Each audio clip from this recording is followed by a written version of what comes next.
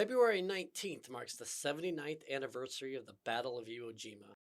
Honor the courageous Marines who fought on the island and raised the American flag on Mount Suribachi by participating in our flag raising challenge virtual run. Run, walk, bike, or swim as many miles as you can between February 19th and 23rd, the day the American flag was raised. The first 250 participants to register will receive an exclusive race pin with this year's logo. Text flag raising 24 to 41444. That's flag raising 24 to 41444 to sign up today. Good luck and give them hell, Marines. Hello, Scuttlebutt listeners. Welcome back. We are starting a new segment based off our previous film review called Vic, what's it called now? Semper Cinemas. So welcome to Semper Cinema, where we talk about Marine Corps cinema. In today's episode, we're going to talk about one of the most key, important, significant pieces of not only Marine Corps film history, but also just film history in general, with the Marines at Tarawa. So from background information for audience, this movie was directed by Lewis Charles Hayward, who is uncredited. He was a Marine who enlisted in July 1942 and was commander of the photographic unit with the 2nd Marine Division that landed on Tarawa. And for his actions, he was awarded the Bronze Star. It was filmed by Staff Sergeant Norman T. Hatch with a 35mm Bell & Howard hand cranked IMO camera, who was actually, again, on the beaches of Tarawa at the battle and filmed everything that he witnessed. And according to the history of the release of the film, because of its graphic nature, it actually required permission directly from President FDR to release to the public. And President Roosevelt, in deciding whether or not to release or not, because it was so graphic during wartime, actually consulted a Time Life photographer, Robert Sherrod, who'd also participated in the battle as well. And he's like, so, hey, man, you were there at this battle. What should I do? Should we release this? And Sherrod's answer was essentially like, the Marines and soldiers and people who fought not only at Tarawa but across the world want the public to see how awful this is, want to see what they go through, what their struggles are, and it would be a disservice to them to edit this content or not release it. And with that, FDR gave it the go-ahead. It was released on March 2nd, 1944. So at this point, the war in Europe is starting to heat up. Overlord has not happened yet, but there's certainly some fighting in Italy as well as across the Pacific. And it won the 1944 Oscar for Best Documentary Short Subject.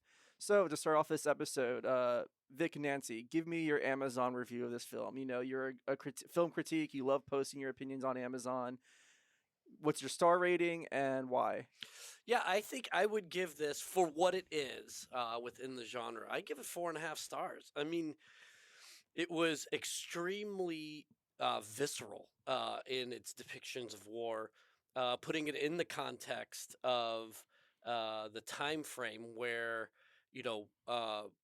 you're trying to really paint a much more rosy picture of the war front. You're trying to sell war bonds. You're trying to, continue to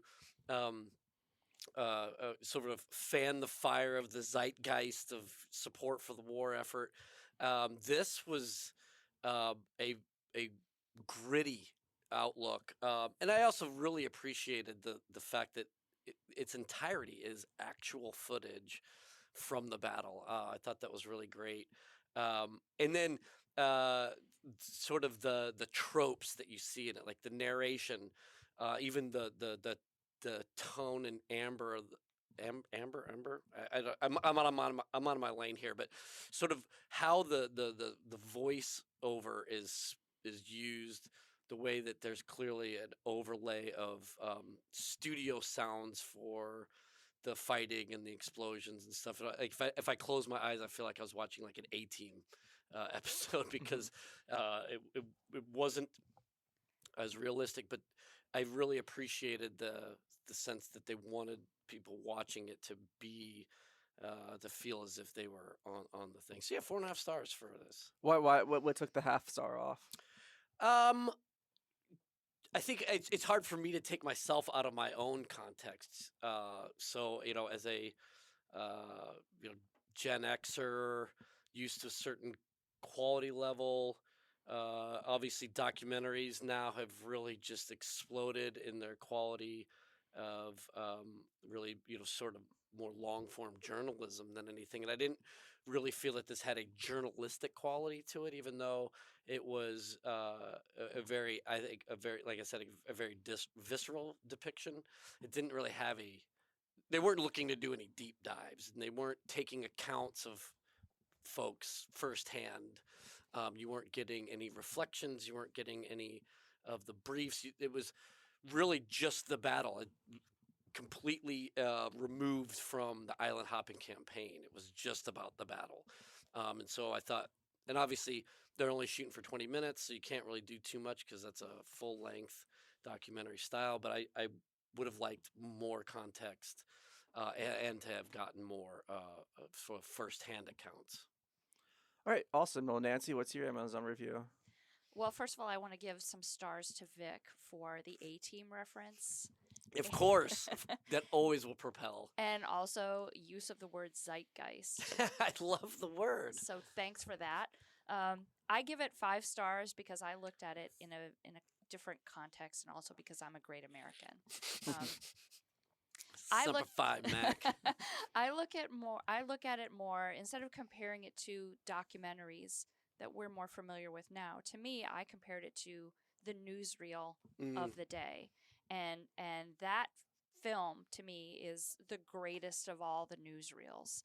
And I'm trying to imagine how that must have been for moviegoers sitting in theaters to see that, and then they're on to whatever the feature was of the day, and how some kid who's about to go off to MCRD San Diego just got drafted goes and watches that. How startling that must have been. But I also like the fact that it covered everything. From you've got the scene where the chaplain doing the service, and some of the tight shots, the close-ups of Marines at that prayer service. I mean, you can see it all in their expressions, even in that 2-second clip. The other reason I feel personally kind of attached to this particular film is because Norm Hatch got his we don't call them videographers then, but he got his combat correspondent chops initially with Leatherneck. He started his career as a Leathernecker. Bringing it home. Yeah. So I've always kind of, from the first time I saw this film, and I saw it after I came to work for Leatherneck, I always felt, like that's one of our guys. That's one of our films, even though he was not with Leatherneck when he was there. And also, having been a photojournalist in the way back years, the idea of standing there filming all of that amidst that chaos and putting your life in jeopardy, same as those who were fighting the war, but you're not, you're TO weapon is that camera. You're defenseless. When I did a write-up after Norm died,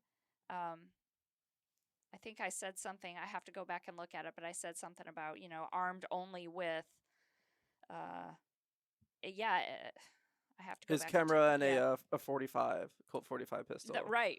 But which, if you have to use a pistol in combat, a lot of things have gone wrong. It's really a bad day. Yeah. And I've got some great pictures of Norm. There's actually a photo that exists. We printed it in a Leatherneck. A photo that another one of the still photographers took of Norm shooting film of the battle. What edition did this article come out in, so that our audience could check it out? This was July 2017. It was a saved round, and that was the issue we also sadly ran Norm's obituary in. Norm died at the age of 96. But what a thing to be shooting film while people are shooting each other and shooting at you.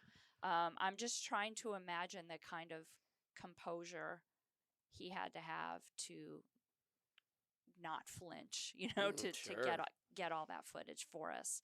That's why I gave it 5 stars. Yeah, I'm on the Nancy train on this one.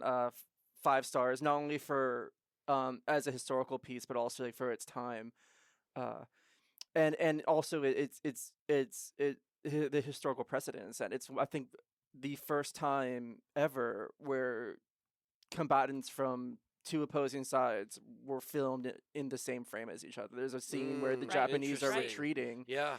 and the Marines are shooting at them, and I mean, you're seeing bullets go around as the Japanese are retreating, and then on top of it, I like the narration style where the narrator is using "we." And at first, I thought, I said a comment on that. I love that you said it, but I had a yeah, comment at on first I thought it took away from authenticity, but then doing more research on the film and realizing, oh, it was directed by someone who enlisted the Marine or joined the Marine Corps. Oh, it was filmed by, you that. know, Hmm. a Marine itself. It gives it a sense where it's a very much like a uh the individual, the film itself is capturing more or less a specific place of time rather than trying to, I guess, do a more traditional documentary where you're telling a story. It's sort of like, I'm here, here's what I have observed. And I like the fact that it doesn't go into the details of, we are part of this unit, this is the sector we landed on, and this is the overall operational strategic picture. It's basically showing you the cameraman's perspective and what he Hmm. saw and what he Hmm. experienced, and comparing it to a lot of propaganda photos, videos at the time. My YouTube feed is all fucked up these days, so I was going through it and saw a No, it's the algorithms doing what yeah. algorithms do. Yeah, Yeah. well, the algorithm wants me to see a lot of combat footage for some fucking reason. But I saw like a German 1944, 1944, 45 reel depicting the Battle of the Bulge, and it's entirely different in the nature and the context of it. They're trying to. The German propaganda piece is trying to push like this is a great victory. Look at our heroic troops doing stuff. Not to say that the with the Marines at Tarawa doesn't try to promote Marine Corps heroism. It definitely is a propaganda piece as much as it is a documentary, but it shows you that these are people, this is the cost. It shows American dead. Sure, it had that level of authenticity. I think also that's what I was getting at with Grit, and we had talked a little bit before we started recording. But depending on which YouTube video, there's a longer version. So it's like, oh, what did I miss? So I went and looked at it, and it was back ended by a Navy's quote unquote pseudo documentary about the Battle of Guam, and it lacked all of those things that you're talking about, that authenticity and grit, because it was very manicured in a certain way. Yeah. So the biggest, I mean, as a historical piece, the fact that it captures one of the most brutal battles in American history firsthand, uh, on the front lines is critical. And I believe, not only our Marine audience, but if you're interested in history or just even interested in film in general, it is worth your time. Yeah. So Totally. my question for y'all going forward is then, knowing that this movie was released in March 2nd, 1944, who is it made for? Good question. I think it was made for. I think it was made for America, made for Americans. And I think that was a bold but risky move because it could have backfired because it really did show the high cost of war and such visceral scenes as you said before, Vic, that really could have had people say, yeah, we really don't want to do this. We kind of changed our mind. This might not be such a great idea. Let's get back to our isolationist ways. Interesting. I think it was a very bold move. I looked at it as it was for Marines. The guys in uniform. Mhm. I felt like almost like a football coach always wants to check tape. I felt like maybe this was a way for them to have an AAR style thing where we're not just talking, uh, you know, graphics on a map. We're actually able to see, and then I think once they've reviewed it, because I wonder too, as we talked, it's like 20 minutes, right? 20 something minutes. What hit the cutting room floor? And so I wonder then if you've got hours upon hours of things, was Marine Corps leadership using it first, and then they decided to cut it up for public consumption? So my thought was it was for Marines, and then once they looked and edited it, and like, oh, we could release this for the public then. It's an interesting theory, be something worth researching on. So, do you think this is a type of film, as we mentioned, it came out March 2nd, 1944. This is before D-Day, but there's still fighting going on in Italy. They just gotten recently before this completed North Africa campaign. Right, There's right. fighting all out in the Pacific. Is this the type of film that you could ever release, let's say like an equivalent film for Guadalcanal with the same level of grit and authenticity, or is this something that uniquely could have come in the middle of a war where we're kind of needing to reevaluate, why we're fighting and why we're pressing forward? Oh, interesting question. Good question. I mean, So Vic, I yeah, mean, you're a Marine. You've served. You've fought in wars. If you saw a film like this, similar to what you experienced going into the Middle East, would this have how would that have affected you? yeah. I think there's. I don't think I'm a good case study. Um, I've always sort of had a hero's complex. Oh, so that you've been like, fuck yeah, this is Well, what I no, that want. actually Like, happened. And I think we've joked about this before. We do the invasion.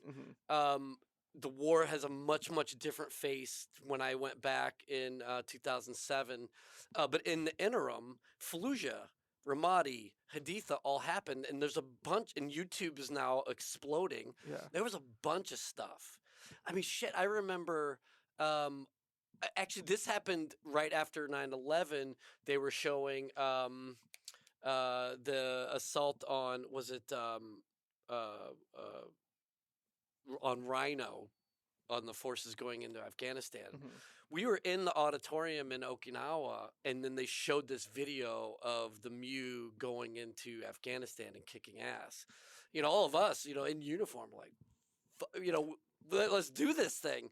Same thing. 3-5 was 3-5, or maybe it was just Fifth Marines released a Fallujah video, and I think they had like one of the uh, new metal rock band overlaid Mhm. on top of it, and it's like kick ass and Well, can I throw a wrench in yeah, that? please. Did those videos you watch have dead Marines or dead Americans in Yes, them? yeah, They they did. did for sure. Wow. They did. Okay.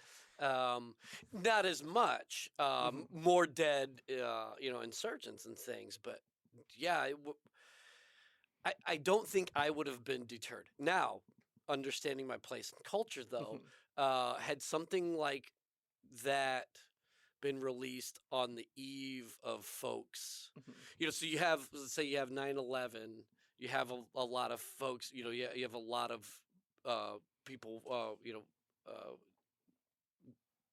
moving towards recruitment takes off and all these things, and then a video like that were to come out. I don't know. It's hard to say. I think maybe everyone was so angry Mhm. after 9/11. I'm not sure it would have been much of a deterrent. I just refer back to what I said previously, that it's a risky move Yeah. Mhm. showing it to civilians, and referencing an interview, Vic, you and I did yesterday for an upcoming episode. If you don't have the mothers of the Yeah. Good point. men and women now who are going to enlist, then you've got a problem. Yeah. And that was, I mean, it's hard to put myself back and really take the temperature of the mood of America in March 1944, because Mhm. obviously I wasn't there. Yeah. Um, Well, I will say from a recruiting standpoint, it was a problem. I was on the street. Well, I was on the street, but I was the OPSO of folks who were trying to recruit during Phantom Fury, during Fallujah and Ramadi. I remember there was a story of a recruiter who was doing a house call on a 17-year-old wanting to join the delayed entry program, and he's talking to the parents, and they have the news on, and they're showing all the stuff coming back from Iraq. So what he did was he positioned himself in between the parents and the TV, so he was blocking the TV to give them their pitch, because had they seen that, Mhm. like you're saying, like, I'm not sending my babies off to that meat grinder. Yeah, I mean, fair enough. So as we get closer to concluding this interview, we have a few minutes left. My final question is going to be to each of you: what is the film's argument? What is it trying to say? Mm, is it? Does it have? I don't know, Nancy, why don't you? I feel like I talked too much already. Why don't you? I don't know if it has an argument. Again, I'm looking at it through the lens of a journalist, and in this case specifically a photojournalist. Journalists have arguments. Yeah, but that's not what we're supposed to do. We're No, no, supposed to absolutely. Yeah. That's You called the present op-ed something. pages. We're just supposed to show you what is happening. Mhm. That's not what journalism is But anymore. saying, But that's another topic. but saying this is happening in this way is making an argument. I think it was purely informational. Here's what's really happening. Here's what's going on. Here's what But it means. Yeah, and what what is that? War, death, the It- enemy. Could it be Mhm. archival? Like we need, like we've got this tech, and we've got a guy willing to run around with this camera on his shoulder. This is something that's going to be important for Right. the historical Telling archive. the story for now and for later, not trying to tell you what your opinion should be, but here's the story. Yeah. Take it, do what you want with it. Here are the facts. I have a little bit of a different angle. I agree with that, but to just move it to the next, maybe it closes with the Eagle Globe and Anchor and saying Semper Fi. So I mean, I do feel like it's moved, at least what they cut moved beyond just archival stuff. I do feel like it is trying to appeal to what Marines are, and that is we are gritty.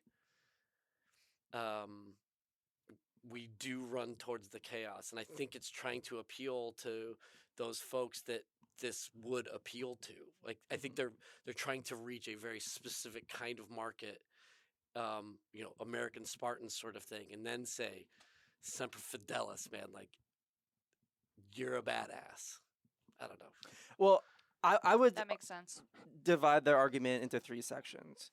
Because it is a propaganda piece, regardless of its documentary nature and its grittiness and authenticity. You can still be an authentic piece of propaganda.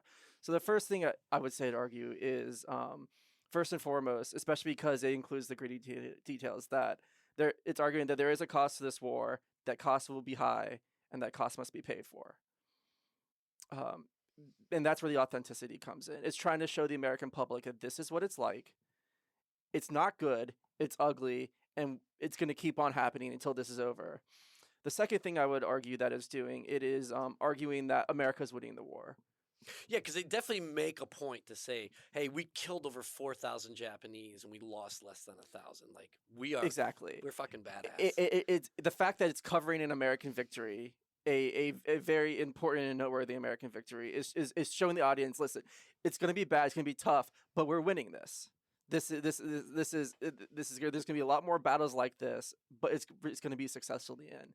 And the final argument is, I think, covered in the title. It's not the Battle of Tarawa, or it's not the island of Betito. It's with the Marines at Tarawa. This is definitely a Marine Corps. I don't want to say puff piece because I've worked for Marine Corps Association. Marines are badass, but it's definitely demonstrating that the Marine Corps is one of the most significant, important, powerful tools in the American arsenal. It's definitely promoting the Marine Corps as an institution and as a warfighting institution. So, from my perspective, I would say, judging by the context of the era, the content of the footage, and even the name of it, it's making those three arguments. So as we are tying up, do we have any lasting thoughts or anything to leave with our audience to go ahead and check it out? I do. We somewhere in the bowels of the Leatherneck archives, we have a video recording, an interview with Norm Hatch done when he was in his late 80s, I think. I need to dig that up. We need to find that, and we need to figure out a way to present that to our listeners. I fully agree. I guess my only comment would be a call to action for our listeners is, can you find something of modern era that would would fit alongside with the Marines at Tarawa, because so much of the YouTube and stuff, like we talked about, like the things that were clearly meant to that moved out of that realm of documentary, moved out of the realm of journalism, and really are sort of a manicured expression of these battles? Do we have something that is within the visual medium sort of analogous to this? I don't know. I think that a lot of it is clearly propaganda or clearly trying to show a unit's badassness. I don't know if there's anything that's really trying to show like just the battle itself. I don't know. Yes, go ahead and then audience, let us know if you have anything like this. Nancy, you have one more point? I've got one more point. If you want to see the actual Oscar statue, it's at the Marine Corps Museum. It's on display. Oh, sweet. All right, awesome.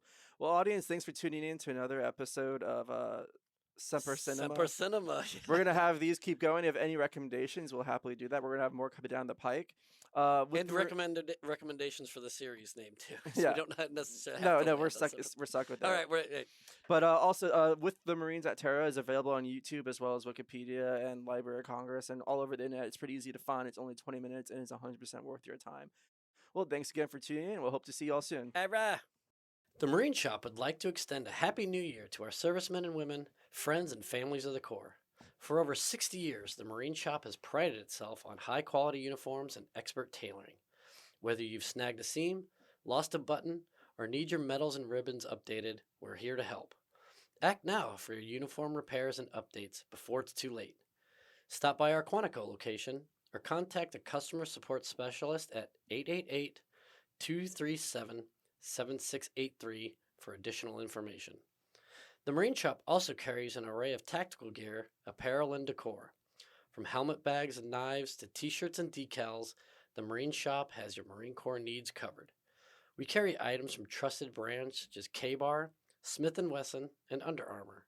Shop online at www.marineshop.net or in store at our Quantico locations for deals and new products. With the holidays behind us and 2024 fully underway, get a jump on any of your uniform and equipment needs. The Marine Shop has your Marine Corps needs covered. Scuttlebutt is a production of the Marine Corps Association. I am William Truding. But you've also heard the voices or contributions of Vic Rubel, USMC retired, Nancy Lichman, or Ty Frazier. The opinions expressed in this episode do not reflect the official stance of the Marine Corps, DoD, or Marine Corps Association.